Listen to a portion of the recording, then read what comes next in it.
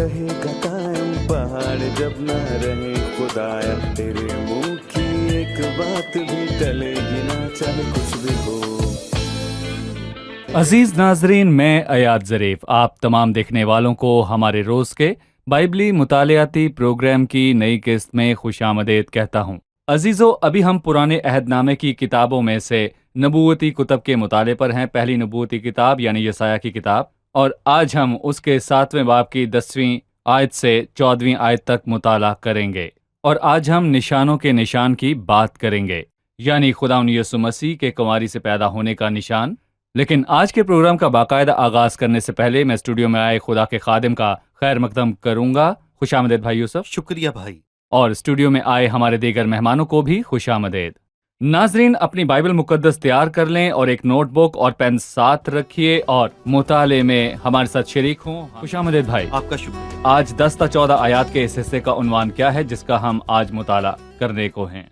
जो बात आपने अभी कही, मैं कहूंगा कि ये बात वही है, निशानों का निशान, और आज हम इसके बारे में पढ़ेंगे। बाइबल अजीम और हैरान कुन निशानात से भरपूर है, लेकिन मैं कहूंगा कि दरअसल कंवारी से पैदा होना निशानों का निशान है। सही। आखिस को मिलने वाले धमकी आमेज पैगामात के बाद खुदावंद की तरफ से उसे तसल्ली और आराम और हौसला अफजाई का पैगाम मिला। हम 10वीं आयत से आगे बढ़ेंगे। कलाम मुकद्दस के मुताबिक खुदावंद ने आखिस से फरमाया, खुदावंद अपने खुदा से कोई निशान तलब कर, ख्वाह नीचे पाताल में ख्वाह ऊपर बुलंदी पर। लेकिन आखिस ने कहा कि मैं तलब नहीं करूंगा और खुदावंद को नहीं आजमाऊंगा। तब उसने कहा, ए दाऊद के खानदान, अब सुनो, क्या तुम्हारा इंसान को बेजार करना कोई हल्की बात है कि मेरे खुदा को भी बेजार करोगे?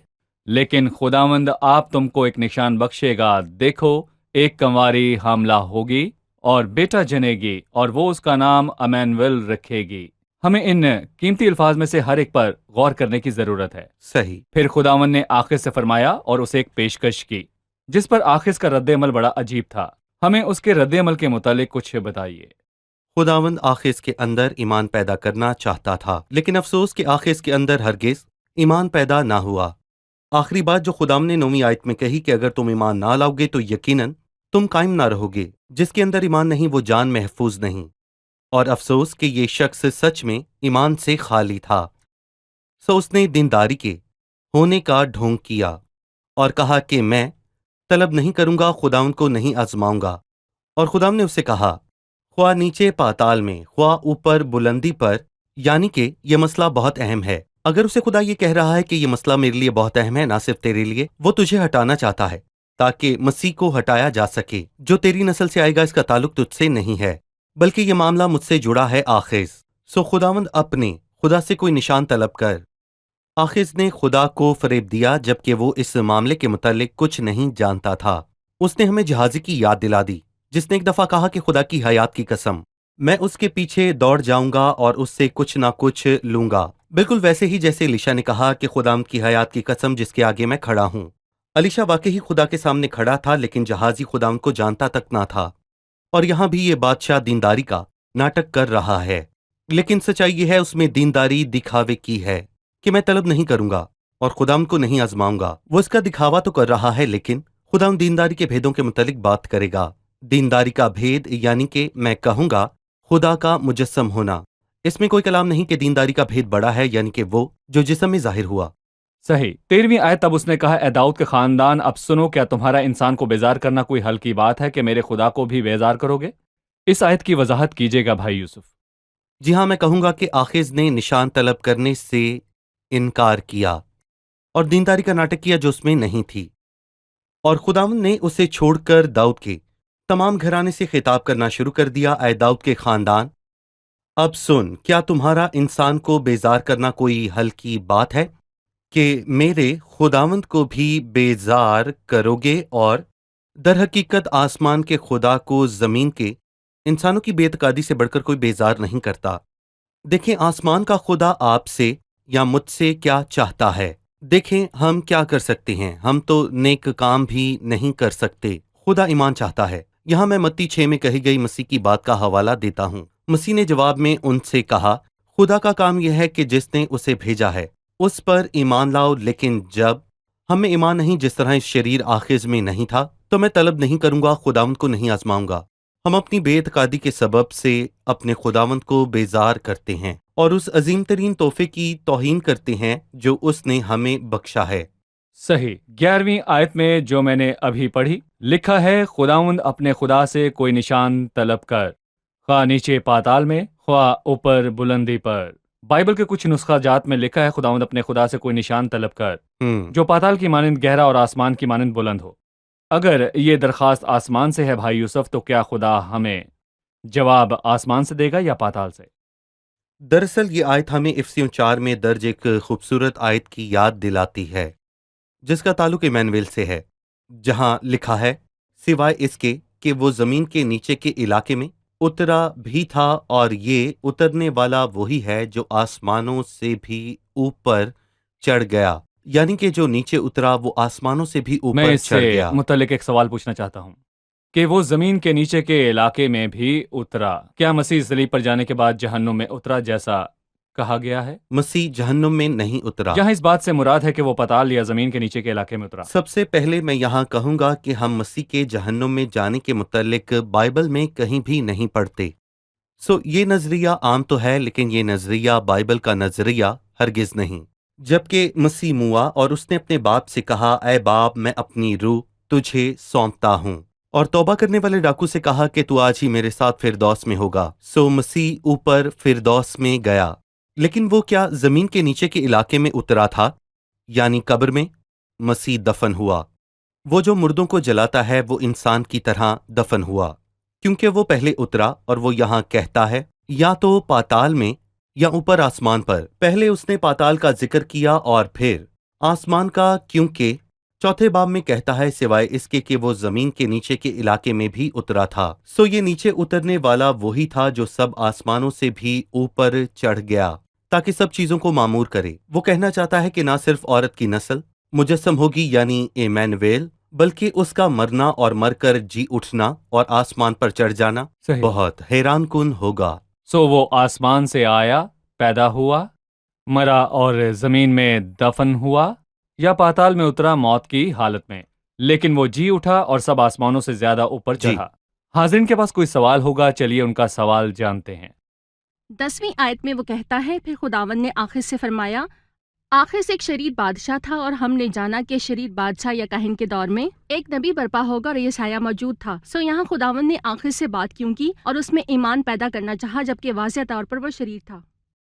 کیا خداوند نے کسی اور نبی کے وسیلے آخر سے براہ راست کلام کیا، اور اگر وہ براہ راست کیا تو کیوں کیا جبکہ وہ شریر تھا؟ یقیناً اس نے اسے یسایہ ہی کے وسیلے سے کلام کیا۔ خدا کی آواز بادشاہ تک یعنی یسایہ نبی کے وسیلے ہی پہنچی، اور اس نے آخر سے بات کی، بھلے ہی وہ شریر تھا، اور وہ آخذ کو ہٹانا چاہتے تھے اور تابیل کے بیٹے کو لانا چاہتے تھے، اور اس سے آخذ کے ساتھ وہ ہوا جو دوسری آیت میں لکھا ہے، پر اس کے دل نے اور اس کے لوگوں کے دلوں نے اس طرح جنبش کھائی جیسے جنگل کے درخت آندھی میں جنبش کھاتے ہیں، اور یہ سازش آخذ کے خلاف تھی، لیکن در حقیقت وہ ابن داؤد یعنی مسیح کے خلاف تھی، اور یہ بیرونی طور پر یہ آخذ کے خلاف تھی، پر خداوند نے آخذ کو یسایہ کے ذریعے تسلی کا پیغام دیا، لیکن آخذ نے ایمان نہیں رکھا اور خدا پر بھروسہ نہیں کیا۔ نہ صرف یہ کہ خدا نے اس سے 9ویں آیت میں ایمان کا تقاضا کیا، بلکہ 10ویں آیت میں اس سے ثبوت بھی دیا۔ صحیح۔ 14ویں آیت میں لکھا ہے، لیکن خداوند آپ تم کو ایک نشان بخشے گا، دیکھو ایک کنواری حاملہ ہوگی اور بیٹا جنے گی، اور وہ اس کا نام ایمینویل رکھے گی۔ کنواری کا بہت ہی سنجیدہ ہے، جس پر بائبل کے نقاد اکثر حملہ کرتے ہیں کہ بائبل کے اندر غیر حقیقی باتیں موجود ہیں، اور مسیحی حاملہ کنواری کے قصے کو غیر واضح آیات سے بیان کیا کرتے ہیں۔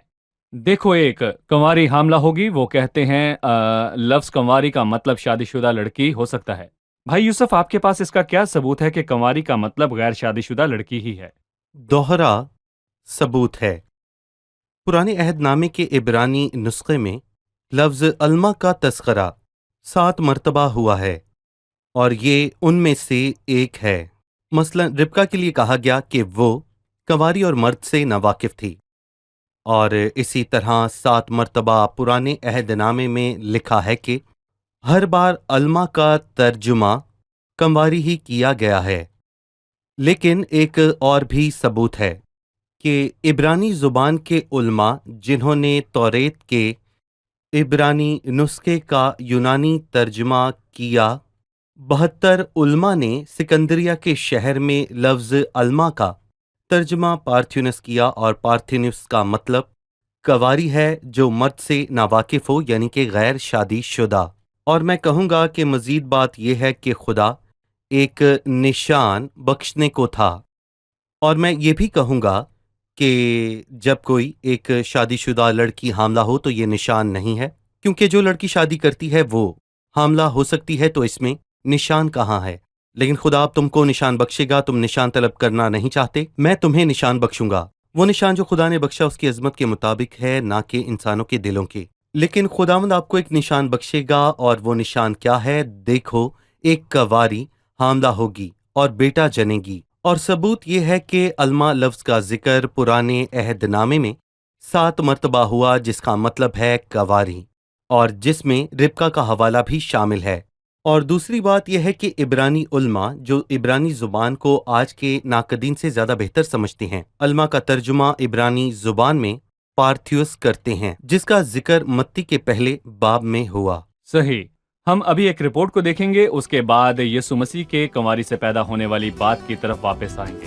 भाई यूसुफ, आपने लफ्ज़ कंवारी के मुतालिक बताया कि इसका जिक्र पुराने अहदनामे में 7 मरतबा किया गया। ये सब इसी मतलब की तरफ इशारा करते हैं कि ऐसी लड़की जो मर्द से नावाकिफ हो, गैर शादीशुदा है, ये ऐसी लड़की का हवाला देता है जो पर्दानशीन और नावाकिफ है। मेरी प्यारी मेरी ज़ौजा एक मुकफिल बागीचा है, वो महफूज सोता और सरबहर चश्मा है, और ये उसी लड़की का हवाला देते हैं जो मर्द से नावाकिफ है। और मेरा सवाल यही है, ये लाजमी क्यों था कि मसीह कंवारी से ही पैदा हो?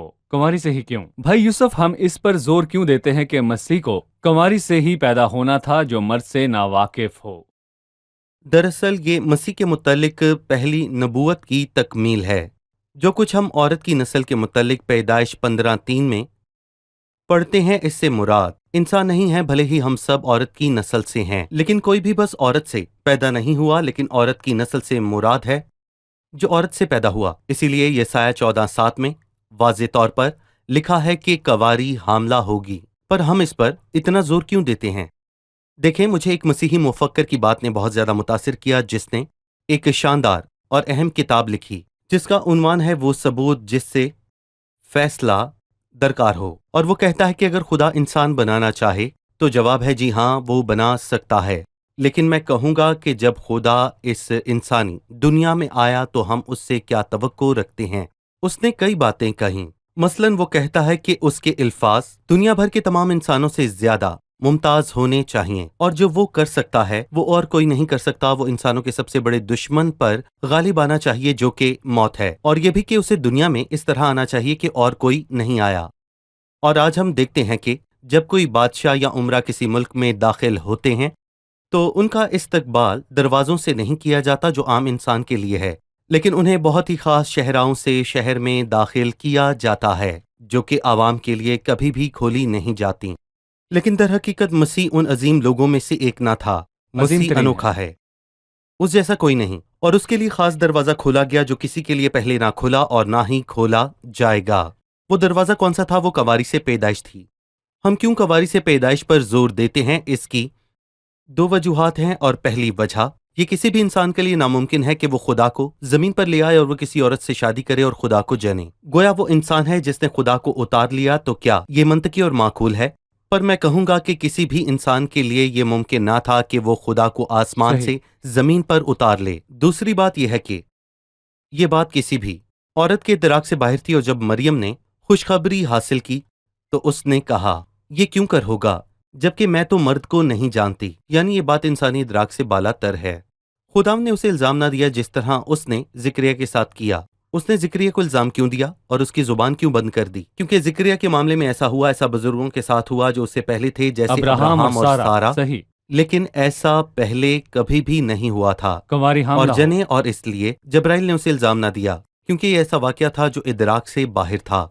क्योंकि मैं कहूँगा कि ये लाजिम था कि खुदा इस दुनिया में एक अनोखे रास्ते से दाखिल हो, और ये गलत बात है जो कि बहुत से लोग कहते हैं। इरादतन या गैर इरादतन खुदा जाने कि मसीह का कंवारी औरत से बगैर बाप के पैदा होना कोई अचंभे की बात नहीं। जी, और आदम मर्द और औरत से पैदा नहीं ये हुआ। तो आम है। वो कहते हैं मसीह और आदम एक जैसे हैं।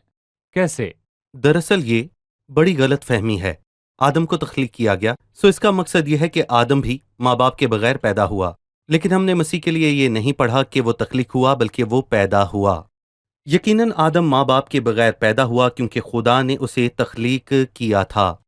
और वो ये भी कहते हैं हवा का बाप तो था लेकिन माँ नहीं थी। क्या फरेब है? आदम हवा का बाप था या फिर शौहर? पर खुदा चाहता है कि निकाह के इत्तेहाद को साबित करे वो दो नहीं बल्कि एक हैं। सो उसने आदम में से हवा को निकाला ताकि ये जाहिर करे कि खुदा की नज़र में शादी मुकद्दस बंधन है।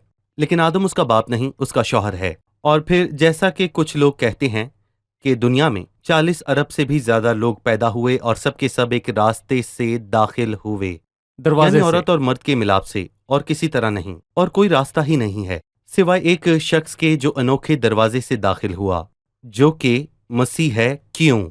अगर वजह मालूम है तो कोई अचंभे की बात नहीं। इमैनुएल पैदा होगा। देखो, एक कंवारी हामला होगी और बेटा जनेगी। ये ताज्जुब की बात नहीं, लेकिन ताज्जुब की बात यह है कि जो बेटा पैदा होगा वो इमैनुएल कहलाएगा, जो मेरी और आपकी तरह नहीं हो सकता। ये नामुमकिन है। जी सही। मैं पहले किए गए सवाल का हवाला दूंगा कि पहले तो मसीह मुजस्सम ही क्यों हुआ? खुदा मसीह की जात में मुजस्सम क्यों हुआ? मतलब बहुत से लोग मुजस्सम होने की जरूरत पर सवाल उठाते हैं, क्या यह गुनाह के मसले को हल करने को था? खुदा माफ करने वाला है और वो तो आसमान पर होते हुए ही गुनाहों को माफ कर सकता है, क्योंकि वो बेहद रहीम है और गफूर है। खुदा को मुजस्सम होकर आने की क्या जरूरत थी भाई यूसुफ? क्या खुदा रास्त और मुनसिफ खुदा है या नहीं? अच्छा चलें, मान लीजिए एक रास्त और मुनसिफ इंसान अपने महबूब के मुकदमे की जांच कर रहा है। मिसाल के तौर पर अपने किसी हम जमात की। जब मुनसिफ अपना लिबास पहनकर अपनी कुर्सी पर बैठता है तो लाजिम है कि वो कानून के मुताबिक फैसला करे, ना कि अपने दिल से। सो जब एक जज अपनी कुर्सी पर बैठता है तो उसे इंसाफ के साथ फैसला करना चाहिए। जबकि मैं कहूँगा कि फिर चाहे मुल्जिम उसका कोई महबूब ही क्यों ना हो, तो क्या खुदा इंसाफ से खाली है? क्या ये मुमकिन है कि खुदा की निजात बेबुनियाद हो? और गुनाह की मजदूरी मौत है, और खुदा के आदिल होने का सबूत यह है कि उसने आदम को बागे अदन से निकाला क्योंकि उसने एक गलती की जो इंसान के लिए छोटी होगी। अगर खुदावंद ने इंसान को बागे अदन से निकाल दिया तो क्या वो उसे बागे अदन में वापस ले आए? जबकि मैं कहूँगा कि हम अरबों गुनाह कर चुके हैं, तो क्या इस सूरत में खुदा आदिल होता है? खुदा आदिल है। ऐसा कैसे हो सकता है कि आदम एक गुनाह के बाइज़ निकाला जाए और गुनाहों के बाद वापस लाया जाए? ये माकूल नहीं। तो फिर हल क्या था? हल ये था कि किसी बेगुनाह पर जिसने कभी गुनाह ना किया हो ये सजा लाद दी जाए। और अगर मैं उस जुर्म की सजा भुगतने के लायक नहीं जो मैंने किया, और कोई और मौजूद है जो मुझसे मोहब्बत रखता है तो उसके सिर्फ कहने से कि प्यारे फिक्र ना कर, इससे कोई फायदा नहीं। उसे मेरी जगह आकर उस जुर्म की सजा को भुगतना होगा, और इस तरह वो रास्तबाजी और अदल के तकाजे को पूरा करेगा। और बनी नो इंसान में कोई भी ऐसा ना मिला जो ये कह सकता हो, सो खुदा ने ये कदम उठाया और वो आया ताकि जी, कीमत चुकाए। वो बिल्कुल। मुजस्सम हुआ ताकि उस जिस्म में मौत को चखे। सही। सबको पता है खुदा मर नहीं सकता और मौत उस पर गालिब नहीं आ सकती, लेकिन उस सजा को खुद पर लेने की खातिर उसने मौत को अपने जिस्म पर गालिब आने दिया। मसीह को मुजस्सम होना पड़ा ताकि फजल खुदा के वसीले सबकी खातिर मौत को चखे। दरअसल मुजस्सम होने के मकासद मुख्तलिफ हैं, लेकिन जिन मकासद का जिक्र आपने किया वो इन सबसे ज्यादा अहम सही। है। लिखा है कि बस जिस तरह लड़के खून और गोश्त में शरीक हैं तो खुद भी उनकी तरह उनमें शरीक हुआ, ताकि मौत के वसीले उस पर जिसे मौत पर कुदरत हासिल थी यानी इब्लीस को तबाह करे। सही। यकीनन हाज़िरीन के पास कोई सवाल होगा, चलिए उनका सवाल जानते हैं। मेरा सवाल नबूवत के वक्त के मुतालिक है। ये नबूवत खास तौर पर उसी वक्त क्यों की गई कि एक कंवारी हामला होगी और बेटा जनेगी?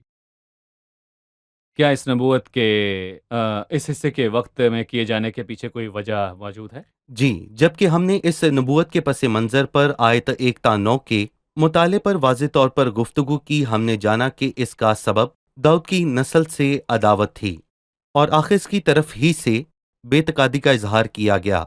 सो अदावत और बेतकादी दोनों ही साथ हैं। یعنی کہ وہ شیطانی سازش تھی تاکہ مسیحا کی آمد میں رکاوٹ ڈالی جا سکے، اور انسان اس لائق نہ تھے۔ بہرحال نہ تو شیطان کی سازش اور نہ ہی انسان کی بے وفائی مسیح کو آنے سے روک پائی۔ جب وقت پورا ہوا تو وہ آیا۔ صحیح، شکریہ بھائی یوسف۔ پروگرام کا وقت ختم ہوا چاہتا ہے، اب ہم مہمانوں سے ان کی رائے جانیں۔ سوال یہ ہے کہ کنواری سے پیدا ہونے کی نبوت ایک خاص وقت پر ہی کیوں کی گئی، اور یہ بھی بتائیے کہ اس کا تاریخی پس منظر کیا ہے۔ تاریخی پس منظر یہ ہے کہ یہ ایک سازش تھی جو شریر بادشاہ آخذ کے خلاف رچی گئی، جو یہودا کے قبیلے کا تھا، جس کی نسل سے خدا کو آنا تھا، اور ابلیس نے آخذ کو ہٹا کر دوسرے بادشاہ کو لانا چاہا، لیکن ایسا نہ ہو سکا اور خداوند ہی کی مشورت قائم رہی۔ وہ چاہتے تھے کہ مسیح کی راہ میں رکاوٹ لائیں، مسیح جو بعد ازاں یہودا کے قبیلے میں سے آنے والا تھا۔ ٹھیک ہے، اس آیت کے متعلق کہ دیکھو ایک کنواری حاملہ ہوگی اور بیٹا جنے گی، بہت سے کہتے ہیں کنواری سے مراد جوان لڑکی جو شادی شدہ بھی ہو سکتی ہے، اس کا مرد سے ناواقف ہونا ضروری نہیں۔ بائبل میں اس کے ثبوت کہاں کہ وہ ایسی کنواری تھی جو مرد سے ناواقف تھی۔ سب سے پہلے تو کنواری کا لفظ 7 مرتبہ آیا ہے، جس کا عبرانی ترجمہ ایلما ہے، اور 7 میں سے ایک بار وہ ربکا کے حوالے سے کہا گیا اور لکھا ہے کہ وہ مرد سے ناواقف تھی، مرد اس سے ناواقف اس سے ناواقف تھا۔ اور عبرانی کے علماء بھی اس کا یونانی ترجمہ پارتھیوس کرتے ہیں، یونانی میں ترجمہ پارتھینیوس کرتے ہیں، اور میں مزید عبرانی سے یونانی، عبرانی سے یونانی، اور پارتھینیوس کا مطلب ہے وہ کنواری جو مرد سے ناواقف ہو۔ جی ٹھیک ہے، کیا کہیں گے بھائی یوسف؟ جی بالکل ٹھیک۔ جی، سب سے پہلے تو مسیح کو ایک کنواری ہی سے پیدا کیوں ہونا پڑا، مرد اور عورت کے ملاپ سے کیوں نہیں؟ تاکہ اس نبوت کو پورا کرے کہ عورت کی نسل سانپ کے سر کو کچلے گی۔ عورت کی نسل سے مراد ہے وہ جس کی پیدائش میں مرد شامل عمل نہ ہو، اس لیے بھی کیونکہ وہ خدا ہے، اس کا اس دنیا میں آنا فطری طور پر کسی بھی اور شخص سے مختلف تھا۔ انسان کا خدا کو آسمان سے اتار لانا ناممکن تھا۔ صحیح، خدا معاف کرنے والا ہے، اور وہ تو انسان کو آسمان پر رہتے ہی معاف کر سکتا ہے۔ اسے مجسم ہو کر آنے اور اس جسم کے ساتھ مرنے کی کیا ضرورت تھی؟ خدا منصف عادل ہے، سو یہ لازمی تھا کہ وہ انصاف سے عدالت کرے، اور چونکہ سب نے گناہ کیا تو یہ لازم تھا کہ وہ سزا بھگتیں یا کوئی ان کی جگہ سزا بھگتے۔ یقیناً انسانوں کے اندر تو ایسا متبادل کوئی نہ تھا، سو خدا ہی کو مجسم ہو کر آنا پڑا تاکہ صلیب پر ساری دنیا کے بدلے اپنی جان قربان کرے۔ ٹھیک ہے، سزا موت تھی، اور چونکہ خدا کبھی مر نہیں سکتا، اسے مجسم ہو کر آنا تھا تاکہ وہ خدا کے فضل کے وسیلے سب کی خاطر موت کو چکھے۔ جی بھائی یوسف، کیا خیال ہے؟ صحیح، ٹھیک ہے، جی شکریہ، خداوند آپ سب کو برکت دے۔ بھائی یوسف آپ خدا کا بھی آپ کو شکریہ، برکت اگلے دے۔ پروگرام میں پھر ملاقات۔ آمین۔ عزیز ناظرین، دیکھو ایک کنواری حاملہ ہوگی اور بیٹا جنے گی، اور اس کا نام امانویل رکھیں گے، جس کا ترجمہ ہے خدا ہمارے ساتھ۔ اور عزیزو، یہ مسیحی خوشخبری ہے۔ آپ جو خدا تک رسائی حاصل کرنے میں ناکام ہیں اور بے یار و مددگار ہیں کہ آپ خدا کو مطمئن کر سکتے ہیں، خداوند نہیں چاہتا کہ آپ اس تک رسائی حاصل کریں یا آپ کچھ کریں، بلکہ وہ آپ کی خاطر خود آیا، اور مسیح نے خود صلیب پر کام کو پورا کیا ہے۔ آپ جو عاجز اور لاچار ہیں، آپ کو فقط یہی کرنا ہے کہ مسیح کو جو آپ کی خاطر آیا قبول کریں، خدا کی نظر میں ابدی مقبولیت پانے کے لیے اسے قبول کریں۔ عزیزو، آنے والی قسط میں آپ سے ملاقات ہوگی اور ہم 7ویں باب کے مطالعے میں آگے بڑھیں گے۔ اپنا بہت خیال رکھیے گا، خداوند آپ کو برکت دے۔